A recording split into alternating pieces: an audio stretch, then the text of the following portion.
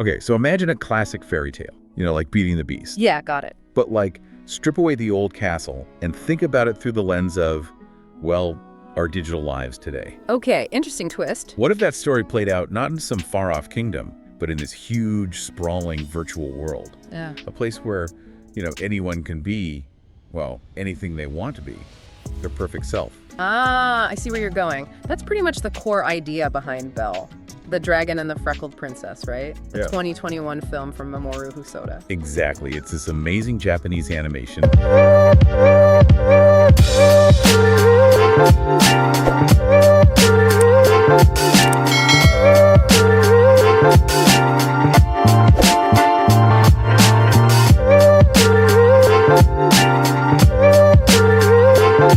That does this really unique blend. It's got the traditional storytelling feel, but set against this futuristic virtual universe called You. And in You, people craft these incredibly detailed avatars, idealized versions of themselves. And right at the center of it all is Suzu. She's this very shy high school girl from a small town in rural Japan. Her journey is, well, it's really something. It goes deep into identity. Definitely. And the big secret, the hook, is that in You, she becomes Belle.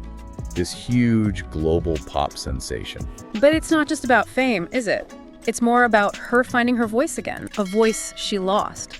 And she seems to be looking for something deeper than just applause. Yeah, exactly. So our mission today in this deep dive is to go, beyond just how gorgeous the animation is, which it is. Oh, it's stunning. And really uncover the film's core themes. Yeah. We're talking identity, empathy, and how healing can come from connection, both online and offline, in some surprising ways. Right. It really pushes you to think about who we really are, especially when we spend so much time behind these digital masks, these avatars. So true.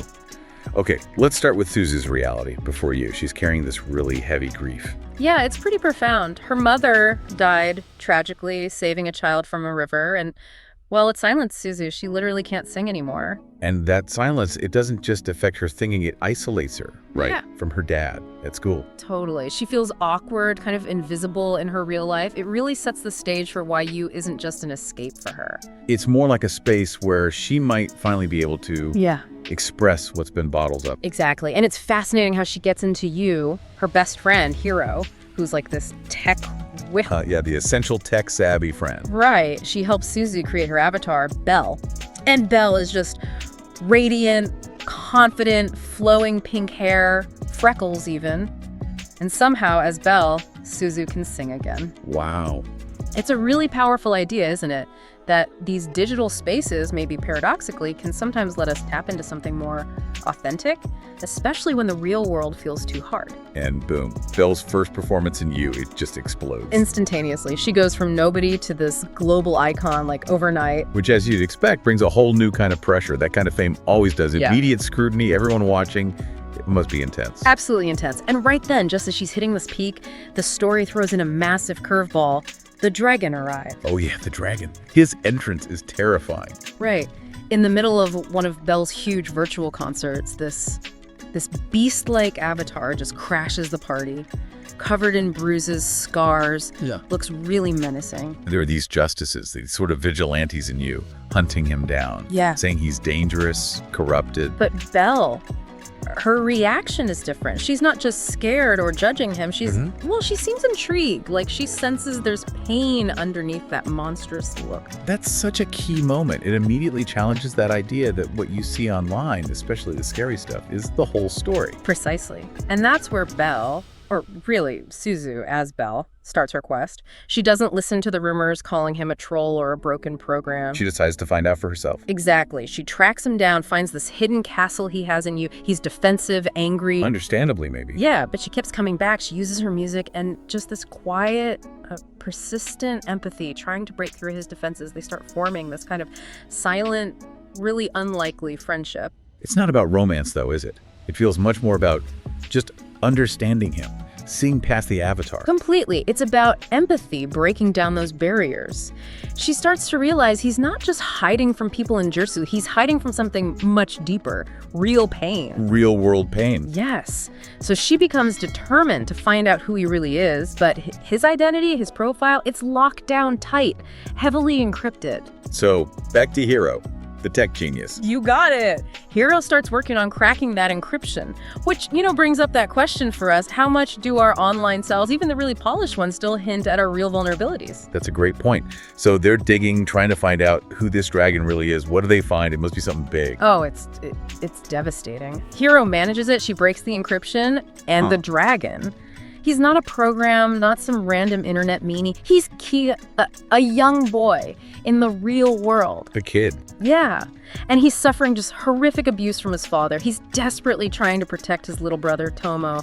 Those bruises on the dragon avatar. Oh no. They're real. They reflect his physical reality. It just completely flips the script on this monster. It shows us sometimes that online rage or aggression, it can be a cry for help from terrible real-world trauma. Wow. That must hit Suzu incredibly hard. It completely shakes her. It's this moment where her own grief, which is very real and deep, suddenly feels different compared to Key's immediate physical danger, his constant fear. It's not just a realization, it's like a call to action for her. Exactly right. It compels her to do something. And it leads to maybe the most courageous act in the whole film. What does she do? She logs back into you, but this time, she takes off the Belle avatar. She reveals herself as Suzu. Reveals her true self, the shy, freckled, ordinary girl behind the superstar persona, and she stands there in front of the whole world of you, completely vulnerable, and she sings. As just Suzu. No filters, no digital glamour. That takes incredible guts. What happens? Well, there's this moment of silence, probably terrifying for her. But then, it's like this wave of quiet acceptance washes over you. Her fans, they see her authenticity, her vulnerability, and they embrace it. That's powerful in itself. Hugely powerful. But the most crucial thing, Kai sees her. He sees this girl being brave enough to be real, to show her true, imperfect self. And it inspires him. It gives him courage in a way nothing else could have. So her honesty, her vulnerability, that's what truly connects. It's the key. It shows that real beauty, real strength is found in that honesty. And does that help Kai in the real world? It does. Inspired by Suzu, Kai takes his little brother Tomo and they run away. They manage to secretly contact Suzu. And she helps them. She doesn't hesitate for a second. She rushes to meet them in the real world, physically steps in to protect them, helps them find safety from their abusive father. It's like it mirrors her mother's act, doesn't it? Yeah. Saving someone. It comes full circle, exactly. Her journey culminates in her finding her own way to be heroic. Stepping up in that critical moment, not for fame or anything, but just because it was the right kind thing to do. Wow. It really ties everything together. Each character seems to play a specific role in highlighting these themes too. Definitely. Suzu, going from Belle back to herself, embodies that journey from grief to courage. She reclaims her actual voice, not just the singing one, and becomes a symbol of vulnerability, but also empathy. And the dragon, Kai. He's just so misunderstood. That monstrous avatar is like a raw reflection of his pain, his desperate need to protect his brother. Really makes you question who the real beasts are sometimes. Absolutely.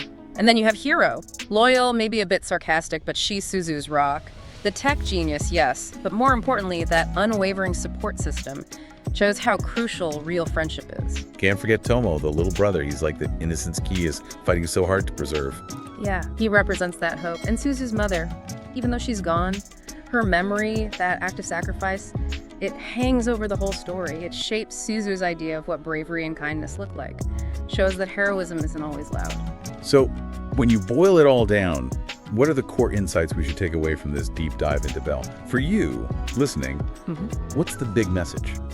Well, for me, a huge one is about true beauty really being found in honesty, especially now in our world of curated online lives.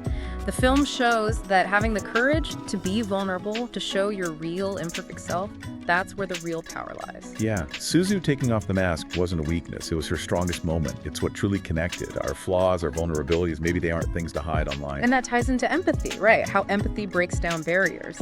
Suzu refused to just label the dragon a monster. She looked deeper. Her empathy led her to the truth about Kai and allowed her to actually help. It's a potent reminder that real connection can happen even in seemingly hostile online spaces if we choose empathy. And the final piece, maybe, is that idea of quiet heroism. Standing up for someone, or even just for yourself in those crucial moments. Suzu's actions echo her mother's, not in scale perhaps, but in spirit, just doing the right thing. That's heroic. Definitely. So, Belle, the dragon and the freckled princess. It's just visually incredible, yes, but also so emotionally resonant.